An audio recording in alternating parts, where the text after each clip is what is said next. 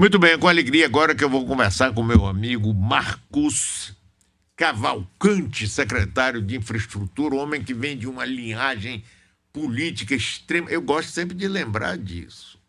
Extremamente importante. O pai dele, doutor Ladislau Cavalcante, conhecido como doutor Lili, figura maravilhosa. E seu pai, Murilo, um dos homens mais inteligentes que eu conheci em minha vida, meu amigo, foi deputado presidente da Assembleia Legislativa, prefeito de Alagoinhas, rapaz, e um homem de uma inteligência, uma criatividade. Eu adorava conversar com ele. Marcos, meu amigo, bom dia. Você está bem? Está tudo bom com você? Tudo bem, Mário. Aí a gente enfrentando... Primeiro, agradecer sempre suas palavras elogiosas a meu pai e meu avô. Outro dia eu vi uma postagem sua na rede social, umas duas até, que vocês estavam nas fotos juntos. Isso é sempre importante para a gente relembrar, né, dos nossos, né, e da história da Bahia, né? E nós, nesse período aí, né, de pandemia, que nós já estamos no segundo ano, né, ninguém nunca imaginava essa dificuldade, agora com o aumento dos casos de maneira exponencial, e enfrentando aí, desde a primeira semana, desde ali do 7 ou dia 8 de dezembro, a pior situação de chuvas que eu acho que a Bahia já enfrentou na sua história. Nós não estamos localizando o registro, não só da quantidade de chuva. Na região de Itabuna, nós achamos o registro de uma enchente em 1967, 68, e também pela extensão. Nós iniciamos, as chuvas chegaram na Bahia, lá no extremo sul, na região de Itamaraju, Jucuruçu, Prado, Medeiros Neto, foi subindo em direção ao norte aqui na Bahia, região da Costa do Cacau, região do Sudoeste, região ali de Piauí, chegou até o Vale do Jequiriçá, avançou em alguns lugares. Por exemplo, eu tenho ainda hoje uma ponte interrompida lá no município de Uauá, que é lá perto de Juazeiro. E hoje ela se concentra, Mário, já na região oeste, né? A região oeste, este é o período de chuvas. Tradicionalmente, o oeste chove entre meados de novembro a meados de março, mas esse ano as chuvas têm sido muito maiores. Além disso, do abertura das comportas das barragens do Rio São Francisco em Minas Gerais, estão fazendo com que o nível do Rio São Francisco suba muito. Ontem nós tivemos registros já de locais com 12 metros acima da calha do Rio São Francisco, embora ontem, esses 2 dias, estivesse sem chover nas margens do Rio São Francisco e na região oeste do estado.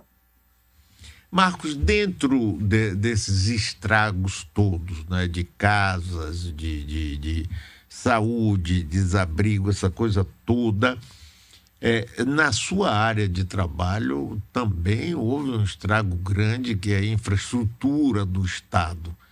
Como é que você está trabalhando? Chegou algum dinheiro do governo federal? Vocês estão esperando? Fale um pouquinho sobre isso aí, porque a gente fica aqui meio... É interessante, Mário.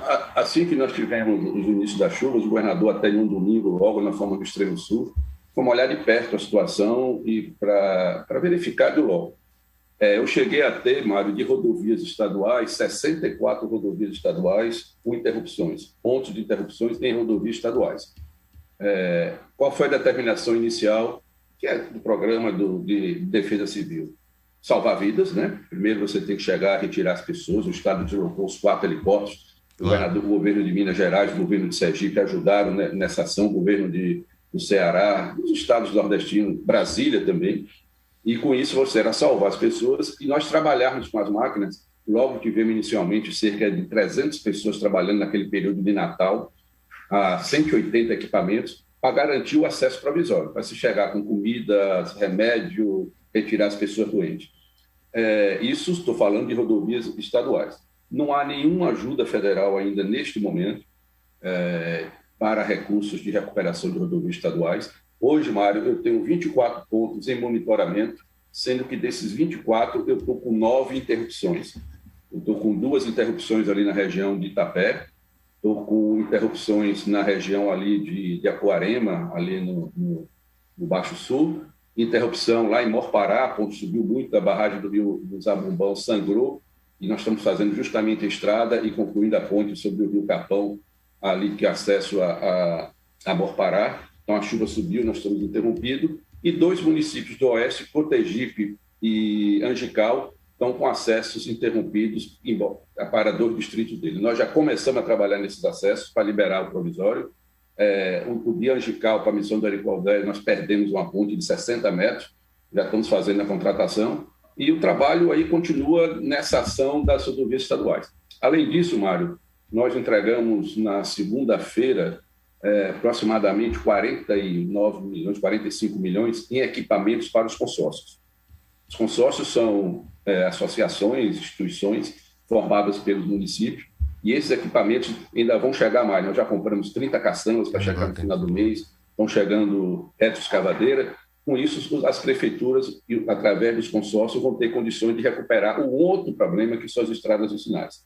O prefeito do Prado, Mário, fala da perda de mais de 15 pontos. Imagine o impacto que isso se representa nos cerca de 140 municípios, 150, que estão em estado de calamidade. E também já disponibilizamos, já foi depositado na conta de aproximadamente 50 prefeituras, os recursos para que elas comprem óleo diesel para colocar nos seus equipamentos, os equipamentos do consórcio, para, como o governador disse, nesse primeiro momento garantir uma trafegabilidade, garantir o acesso entre as comunidades. E a gente aí começar, não só das rodovias estaduais, mas apoiando também os municípios nas recuperações de rodovias vicinais, né, que são as estradas municipais. Marcos, você tem uma ideia, ainda que não tão precisa, de quanto custaria a recuperação dessa infraestrutura destruída pelas chuvas? Mário, só das estradas estaduais, só os pontos que tiverem interrupções, nós estimamos alguma coisa acima de 150 milhões de reais. Eu não estou considerando aí, porque quando você tem fortes chuvas, o próprio pavimento acelera o seu processo de degradação, o surgimento de buracos, etc. Estou falando só de recuperar os 61 pontos, né, e hoje 24 de interrupções que nós temos nas rodovias, um volume, para você ter uma ideia, só para eu recuperar provisoriamente recuperar o acesso ao município em Itamaraju Prado, nós já estamos com um contrato, já estamos gastando 11 milhões de reais. Quando eu terminar a construção dos bueiros ármicos, das pontes, eu vou ter que repavimentar toda a rodovia e esse custo não está nesse valor que eu lhe dei de 180 milhões de reais. Agora, Marcos, eu estou estranhando. Isso é o seguinte: o presidente resolveu ficar lá brincando de jet ski, teve que ir para o hospital. Tudo bem, a decisão dele. Mas o ministro João Roma, que é deputado pela Bahia, embora seja pernambucano, ele tem estado presente, disse que ia trazer não sei quantos médicos, não sei o quê. Agora dinheiro que é dinheiro que é bom para poder enfrentar isso, construir as casas, reconstruir os pavimentos, as estradas, ajudar as pessoas, nada. Primeiro, Mário, teve um anúncio em Ilhéus que até o governador, na hora da entrevista, fez uma parte. Eu vi, acompanhei. Naquele dia tinha saído uma medida provisória destinando, e lá estava se anunciando 200 milhões de reais para as estradas, subentendendo que seriam estradas baianas. Quando nós, de manhã cedo, olhamos no Diário Oficial, tinha aproximadamente 70, 80 milhões para as rodovias federais no Nordeste. Então, é um pouco diferente. Depois, já no início, teve uma outra medida provisória que o recurso, nesse momento, é mais para, pelo que a gente analisou do Ministério da Cidadania, é mais para esses apoios emergenciais. E eu vi anúncios também na mídia de algumas transferências para o município, mas não são valores ainda que recuperem as vias. E tem uma questão, Mário, que a gente tem colocado, e o governador colocou algumas vezes, as pessoas politizam logo, mas é o seguinte: nós temos que aproveitar essa oportunidade, mais uma vez, para rever a forma que é tratado o repasse de recursos federais e estaduais para os municípios, federais para estados e municípios, em momento de calamidade. Você se lembra aí da calamidade de Lagedinho, o senador Otto, aí, que é da região, praticamente se considera Lagedinho sua segunda cidade, senador da República, o final do ano passado, que estava se resolvendo as novas casas de Lagedinho. Você se lembra lá do rompimento da barragem em Coronel Gonçalves? Até hoje não houve a liberação do recurso. Por quê? Porque o governo federal trata E não é esse governo federal, vamos até tirar essa polêmica que existe, boa até da política, que trata burocraticamente com uma transferência de um dinheiro voluntário para construir uma quadra. O formulário que os municípios têm que preencher com dados individuais de quem perdeu as casas é um formulário extenso na internet. Então, nós estamos também assessorando a UPB, a Federação dos Consórcios, a Secretaria de Justiça do Estado, a SERIM, aos municípios preencherem esses relatórios que fazem com que o governo federal possa não ter a desculpa de que não existe cadastramento das necessidades dos municípios. Mesmo como o governador disse ontem, mas nós terminamos uma reunião ontem, 10h40 da noite, uma vídeo com todos os prefeitos do Oeste e da Margem de São Francisco, discutindo os impactos da enchente e das chuvas lá.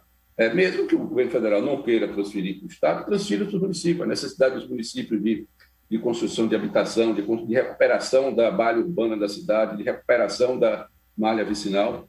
Mas nós não vamos aguardar. O governador já assinamos na segunda-feira, o governador do Poço assinou já 5 convênios para a reconstrução de casas. A pedida que os prefeitos, não são 5 casas, não, são com 5 municípios para construir novas casas para a população que perdeu. E vamos avançar, porque se nós formos esperar a burocracia que existe na estrutura do governo federal para dar entrada, para construir as casas, nós vamos demorar 3, 4 anos. Pois é, Marcos, eu vou aproveitar, eu já tinha falado aqui antes, mais cedo, e vou refalar de novo. Eu quero saber do Tribunal Regional Eleitoral se é permitido já pré-candidatos colocarem outdoor ao longo das estradas em que aparece o presidente Bolsonaro e João Roma falando do auxílio. Quer dizer, Marcos, quer dizer que você... Muita coisa diferente, né, Mário? Opa, imagine, e como, rapaz, e como? Me diga uma coisa, Marcos, quer dizer que você agora tem um trabalho completamente adicional, inesperado, de buscar os recursos, fazer essa recuperação e trazer o mínimo de normalidade para a vida de tanta gente abalada com essas chuvas, não é, Marcos? Marcos, a gente criou, o governador, uma estrutura de gabinete de crise, e o apoio não é só direto nisso. Nós transportamos em cima de máquinas pessoas doentes, levamos cesta básica, produtos de saúde, e um trabalho muito coordenado. E eu vou destacar, Mário, você foi prefeito, você militou na vida política, a união que existiu entre os prefeitos e a solidariedade entre isso. Tem prefeitos que perderam uma noite no mato, um trator, para chegar na outra cidade do município vizinho, levando comida e água que não tinha. No caso do prefeito Manrique de Vereda, para chegar a Jucuruçu, todos os acessos a Jucuruçu ficaram interrompidos. A situação de Dariomeira, mais uma vez uma chuva, toda vez que tem uma enchente, Dariomeira fica praticamente destruída. E nós já estamos dialogando com a família que é proprietária de uma fazenda em torno da cidade. Eles já se prontificaram a doar uma área para que a gente construa praticamente uma nova cidade nessa área que não vai sofrer inundações. Além da sorte chuva, mas nós temos tradicionalmente uma ocupação urbana desordenada, como aqui na região metropolitana são as construções em encosta, no interior são as construções nas margens do rio.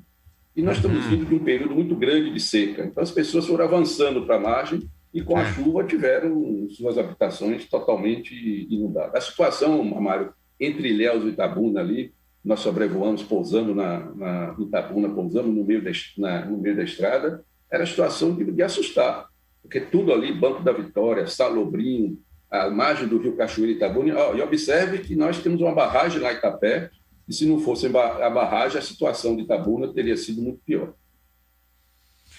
Pois é, Marcos, olhe, parabéns aí pelo seu trabalho, do governador, sua equipe, um abraço para você, bom conversar com você, brevemente a gente volta. Você sabe que aqui você tem as portas abertas à sua disposição, meu amigo. Obrigado, Mário, é um prazer estar falando com você. Logo dia 20 do mês, desejar para você e sua equipe aí saúde e que todos se cuidem, né? Porque ainda estamos em plena pandemia. Obrigado, Mário, pela oportunidade. Abração, Marcos Cavalcante.